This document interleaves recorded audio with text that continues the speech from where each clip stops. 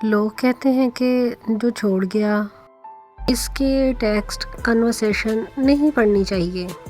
میں کہتی ہوں کہ پڑھیں، بار بار پڑھیں، جب جب خود کو کمزور محسوس کریں تب تب پڑھیں، جب بھی اس شخص سے بات کرنے کو دل چاہے تب پڑھیں اور دیکھیں کہ ایک ہی شخص کے شروع سے آخر تک بدلتے رنگ کیسے نظر آتے ہیں۔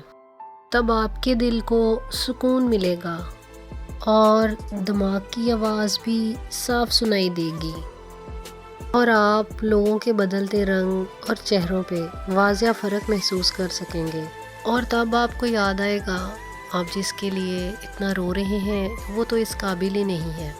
لہٰذا اپنا قیمتی وقت اور قیمتی آنسو بے حس لوگوں پر ضائع نہ کریں۔ جو چلا گیا اس پہ صرف فاتحہ پڑھیں۔ یاد رکھیں کہ آپ بہت قیمتی انسان ہیں۔ براہ کرم اپنی قیمت کو سمجھیں اور جانے والے پر صرف فاتحہ پڑھیں۔ اللہ حافظ۔